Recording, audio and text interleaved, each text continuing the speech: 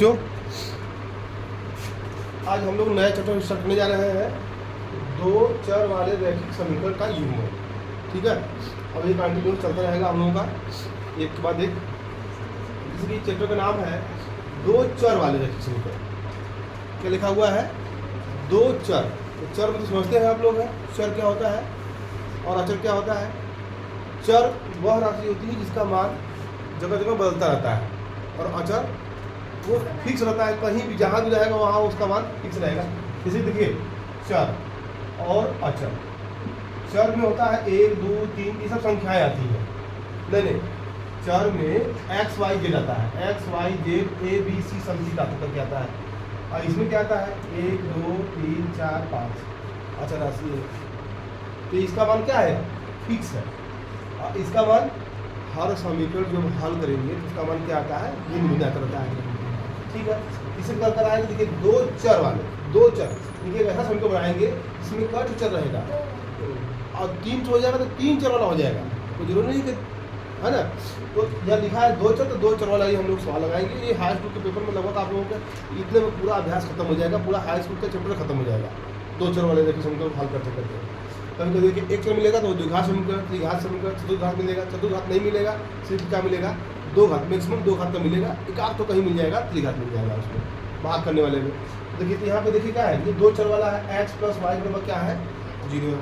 उसको ऐसे भी लिख सकते हैं, वो मर्जी जैसा जैसा कंटेंट मिलेगा वो सब बनता रहेगा हम लोगों का। ये है क्या है? दो चर वाला रैखिक समीकरण का ये हो गया। अब उसमें देखिए कुछ कंडीशन लिखा हुआ है, ये कंडीशन बहुत ही इंपॉर्टेंट है। ये कंडीशन यदि आप जानते रहेंगे तो सवाल देखिए विकल्प भी पूछ देगा, 2 नंबर 4 नंबर तक सवाल इसमें से आती है। बस आपको ये याद रखना है कि ये कब काम करता है, ये कब काम करता है, ये कब काम करता है। हम लोग समझाएंगे। देखिए लिखा हुआ है रेखाएं एक बिंदु पर प्रतिच्छेद करती है। रेखाएं, रेखा का समीकरण होना चाहिए हमारे पास। तो रेखा क्या होता है? जैसे कि ये भी क्या है? एक रेखा का ही समीकरण। क्या है? एक रेखा का ही समीकरण है। तो वो रेखा होगी, जैसे कि चतुर्थांश जानते हैं हम लोग, ऐसे चतुर्थांश बनता है। ये अक्ष है, ये क्या है? वाई अक्ष है। ये देखिए ये दो चर वाले हो गए, इधर यक्ष डैश है, ये क्या है? Y dash. यहाँ पे क्या है बच्चों? मूल बिंदु है। तो एक रेखाएं मतलब बहुत सारी रेखा, एक से अधिक रेखा हो सकती है, या फिर दो रेखा। तो एक रेखा देखिए ऐसे खींच सकते हैं, एक रेखा ऐसे भी खींच सकते हैं। एक रेखा ये होगी, एक रेखा ये होगी। ये दोनों रेखा कहीं कहीं काट रही हैं, तो ऐसी रेखा का कहेंगे प्रतिच्छेदी रेखा कहेंगे। क्या कहेंगे उसको? प्रतिच्छेदी रेखा। उसका कंडीशन है, रेखा बता रहे हैं आपको। रेखाएं एक बिंदु पर प्रतिच्छेद कर सकती है। देखिए ये दोनों रेखाएं क्या कर रही थी? एक बिंदु पर प्रतिच्छेद कर रही थी, प्रतिच्छेद कर सकती है। इस स्थिति में समीकरण युग्म का अद्वितीय हल होगा। अद्वितीय हल मतलब समझ रहे हैं? एक से अधिक हल मिलेगा उसमें। एक देखिए अभी बताएंगे इसको। इसका कंडीशन मिलेगा हम लोगों को क्या?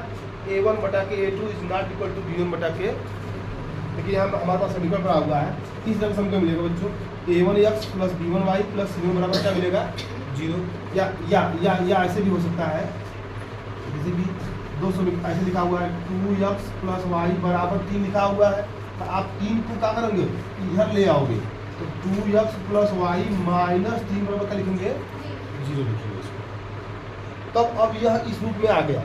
तो इसी प्रकार एक और समीकरण रहेगा हमारे पास, दो समीकरण रहेगा। उन दोनों समीकरण को इस तरह लिखने के बाद हम उसको तुलना करेंगे। तो तुलना करेंगे इसी फंडामेंटल से। इसका a1 बटा के a2, a1 बटा के a2 बराबर नहीं होगा किसके? b1 बटा के b2। तब हमको आगे चेक करने की आवश्यकता नहीं। तो पहला कंडीशन हम लोग को मिल जाएगा कि बस a1 बटा के a2 not equal to b1 बटा के b2। तो यदि यह कंडीशन हमको मिल रहा है, हमको समीकरण हल करने की आवश्यकता नहीं है। बस हम इतना सा कर देंगे कि यह ऐसा समीकरण, ये दोनों जो रेखाएं हैं एक दूसरे को कहीं कहीं क्या करती है? बस इतने से अभी हम बताएंगे आप लोगों को। पहले कंडीशन समझ लीजिए। रेखाएं समांतर हो सकती है, इस स्थिति में समीकरणों का कोई हल नहीं होगा। तो समांतर होने का कंडीशन बच्चों क्या है? इसको देख लीजिए यहाँ पे। समांतर जैसे कि अब फिर यहाँ सामने दिया गया, तो एक रेखा ऐसे जा रही है, एक दूसरी रेखा ऐसे जा रही है। यह दोनों रेखाएं क्या है? एक दूसरे के पैरेलल है, वो कहीं काटने वाली। जब ये दोनों के कहीं काटेंगे ही नहीं, इसका कहीं समीकरण कहीं हल मिलेगा? इसका कहीं नहीं मिलेगा। इसीलिए लिखा गया है कि इस स्थिति में समीकरणों का कोई हल नहीं होता है। इसके एक और भाषा लिखा है, देखिए इसको लिखा गया है अवरोधी समीकरण कहते हैं, एक और शब्द है इसके लिए असंगत कहते हैं, और इसका क्या है संगत। ये भी परीक्षा में पूछता है, संगत और असंगत पूछता है पूछा रहा होगा देखा होगा, नहीं पूछा था इसमें, और वार्षिक में पूछेगा, बोर्ड परीक्षा में पूछेगा, एक में पूछता है इसमें संगत और असंगत, ये भी पूछता है, ठीक है। और एक कंडीशन और है, संपाती पूछता है, समांतर पूछता है और प्रतिच्छेदी पूछता है, 3 कंडीशन हम लोगों का है यहाँ पे। तो देखिए बच्चों, ये जब समांतर रहेगा इसका कोई हल नहीं होगा, इसको क्या कहिएगा, असंगत कहिएगा, ठीक। तीसरा कंडीशन क्या है, रेखाएं संपाती हो सकती हैं, क्या हो सकती है, संपाती हो सकती है, इस स्थिति में समीकरणों के अपरिमित रूप से अनेक हल हो सकते हैं। तब इसका देखिए कंडीशन है, जैसे अभी हम पढ़े हैं, ये क्या है, प्रतिच्छेदी के लिए है, ये क्या है, समांतर के लिए है, समांतर के लिए ये कि पहला वाला बराबर है, अंतिम वाला बराबर नहीं होता है, अंतिम लास्ट में क्या है, संपाती है, क्या कर रहा है, संपाती है। संपाती कंडीशन क्या होता है, तीनों बराबर होते हैं, क्या होता है, तीनों बराबर होता है, A1/A2, B1/B2, C1/C2, बता कैसे होता है इसका कंडीशन देखिए। यहाँ समीकरण बन जाएगा हम लोग का, जैसे कि लिखा हुआ है x + y + 1 = 0। अगला समीकरण देखिए बच्चों, 2x + 2y + 2 = 0। मतलब ये दोनों समीकरण क्या है, संपाती। इधर 2 कॉमन लेंगे, 3 बराबर आ जाएगा। इनके दोनों रेखाएं, जैसे कि अभी बताया गया यहाँ पे है, इसका स्क्रीनशॉट ले लीजिएगा, चाहे इसको वीडियो रोक करके लिख लीजिएगा आप लोग, बताते हैं आपको। ये हो गया कंडीशन, देखिए फिगर समझेंगे बच्चों तो आपको एकदम क्लियर समझ में आ जाएगा। फिगर की सारी कहानी इसकी है, देखिए क्रॉस के लिए मतलब कि काटने के लिए, प्रतिच्छेद करने के लिए ऐसा कंडीशन था, समांतर के लिए ऐसा कंडीशन था, संपाती के लिए कंडीशन क्या होगा, बस आप सोच सकते हैं, समझ लीजिए, बताइए जरा समझ लीजिए।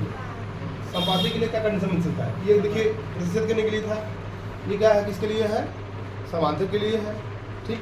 प्रतिच्छेद करने के लिए आप शॉर्टकट में इसको लिख लीजिएगा, A1/A2 is not equal to B1/B2।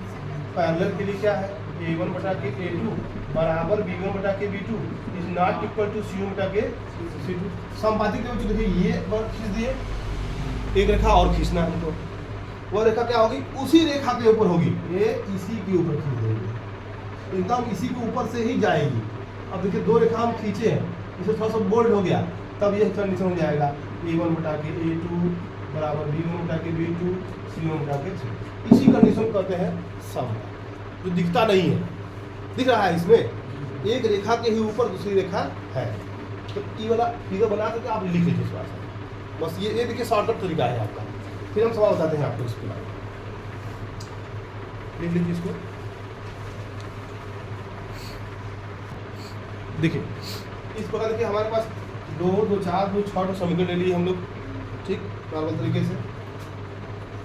इसको 1, 2 मान लीजिए, इसको 3, इसको 4, इसको 5 और इसको चेक किया जाए कि ये इसमें से कौन प्रतिच्छेदी है, कौन समांतर है और कौन संपाती है, ये चेक करना है।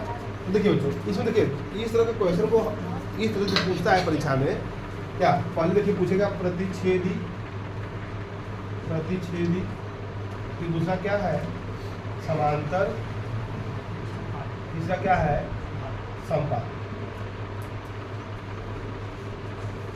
संपाती। तो कंडीशन देखिए, जब ये दे दिया तो दिमाग में क्या होना चाहिए, इसके लिए A1/A2, ऐसे इमेज नहीं लिख लीजिए आप, A1/A2 not equal to B1/B2। समांतर के लिए A1/A2 बराबर B1/B2 is not equal to C1/C2। संपाती के लिए होता है A1/A2 B1/B2 C1/C2। कि ये दिमाग में इमेज आ जानी चाहिए पहले। यदि ये पूछ रहा है प्रतिच्छेदी, समांतर और संपाती पूछ रहा है, तो उसके बाद क्या आना चाहिए दिमाग में, A1/A2 is not equal to B1/B2। काम खत्म। समांतर के लिए देखिए दोनों बराबर हो जाएगा, 8 नॉट इक्वल टू हो जाएगा। संपाती के लिए सब क्या होता है, बराबर होता है, ठीक। अच्छा, इसका क्या होता है, कोई एक हल होता है, उसी को बोलते हैं अद्वितीय हल बोलते हैं, ठीक। और इसका क्या होता है, इसका कोई हल, क्योंकि दोनों पैरेलल है एक दूसरे के, कहीं कटेंगे नहीं, इसका कोई हल नहीं होगा। और इसका अपरिमित रूप से अनेक हल हो सकते हैं, ठीक है, क्योंकि एक ही रेखा है, ठीक, देखिए अब इसको देखिए, जब इस तरह का क्वेश्चन हम लोग हल करेंगे तो हल करने से पहले देखेंगे कि बराबर की इधर क्या होना चाहिए, 0 होना चाहिए। क्या होना चाहिए, 0। 0 रहेगा तब हम लोग वो कंडीशन फॉलो कर सकते हैं, नहीं तो नहीं कर सकते हैं।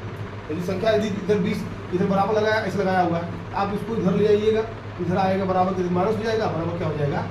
इतना करने के बाद तब हम लोग आगे बढ़ेंगे बच्चों, कदम बढ़ाएंगे। देखिए यहाँ बच्चों तो ये समीकरण लिखा हुआ, देखिए A1 बटा के A2, B1 बटा के B2। अब यहाँ तो C1 दिख नहीं रहा है, तब उसके लिए भी बनाएंगे, आप बना लीजिएगा इस तरह। यही बना लेते हैं, x माइनस 2y प्लस 0 बराबर 0। क्या दिक्कत है, समीकरण में 0 जोड़ सकते हैं या घटा सकते हैं, कोई सवाल में अंतर आने वाला नहीं। हाँ अच्छा, 0 के अलावा यदि कोई संख्या डालते हैं उसमें है तो संख्या को हम जोड़ेंगे और उस संख्या का करेंगे, तब तो मान में कोई अंतर नहीं आया। नहीं तो पर्टिकुलर संख्या लिख देंगे तो काम नॉर्मल हो जाएगा, समीकरण बदल जाएगा। तो हमने यहाँ पे क्या कर दिया है, 0 जुड़ा है तो 0 घटाने की आवश्यकता हमको नहीं है। सवाल में कोई अंतर नहीं आया तो यहाँ देखेंगे बच्चों, यहाँ देखिए इसका मान A1 का मान क्या है, यहाँ पे 1 है, B1 का मान क्या है, यहाँ पे 3।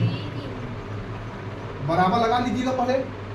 अब इसको लिखिएगा -2 बटा के 4, और उसको भी लिख लीजिए आप 0 बटा के -20 लिख लीजिए। पहले सबको लिख लीजिए, ये नहीं हमको पता तो है नहीं क्या है क्या नहीं है, सबको लिख लेंगे। अब चेक करेंगे, इसको हल करेंगे थोड़ा सा। पहला कंडीशन हल हो गया, कहीं ऊपर से कट रहा है, नहीं कट रहा। अच्छा इधर हल कट रहा है, 2 1 कम 2 2 गुना के। अब इधर तो 0 हो जाएगा, हल करेंगे तो रहने दीजिए चुपचाप। फिर एक कदम और बढ़ाइए इसको, ऐसे 1 बटा के 3 बराबर लिखिए -1 बटा के 2 बराबर, देखिए 0 आएगा। अब हम लोग चलेंगे, शुरू में देखेंगे क्या ये बराबर है, तब आगे हम इसको सोचेंगे ही नहीं आगे क्या होने वाला है।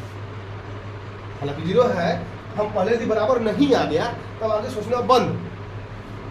ठीक समझिए, बस यही हमारा कंडीशन बन गया कि क्या है, यह दोनों रेखाएं एक दूसरे क्या कर सकती हैं, तो छेद करेंगी, इसका कोई ना कोई एक हल।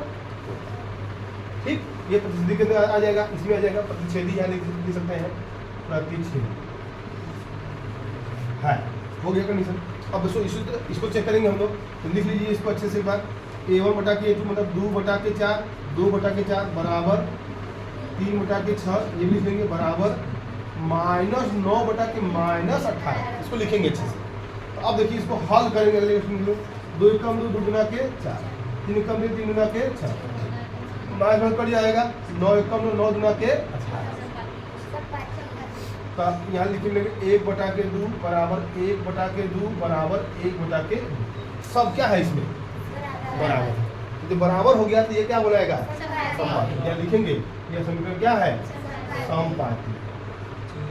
हो गया। तो यही एक राउंड पूछेगा परीक्षा में, बोर्ड पेपर में। अच्छा इसको चेक करेंगे हम लोग, चेक किया जाए।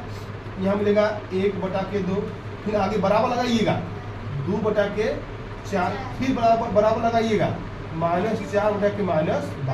तो ये काटिएगा, ये तो नहीं कटने वाला है। अब यहाँ पे कटेगा 2 1 कम 2 2 गुना के 4, -5 कट जाएगा, 4 3 12। इस फार्म लिखेंगे हम लोग अच्छे से, इसे 1 बटा के 2 बराबर 1 बटा के 2 बराबर 1 बटा के 3। ये दोनों बराबर है, ये बराबर नहीं। तो ये कंडीशन आ गया ना, बराबर है बराबर नहीं है लास्ट में। तब यह कौन समीकरण बन गया, समान। ये दोनों रेखाएं एक दूसरे की क्या है, समान। हालांकि ग्राफ में बनाएंगे तो बन के आएगा ग्राफ में, हल्का लिख लीजिए इसको। तो देखिए बच्चों, अब इस तरह की वीडियो आप लोगों को कंटिन्यू मिलती रहेगी। अब कंटिन्यू हमारे चैनल में बने रहिए, अब क्रम से सवाल लगेगी। और चैनल को लाइक सब्सक्राइब शेयर जरूर कीजिए। Thank you.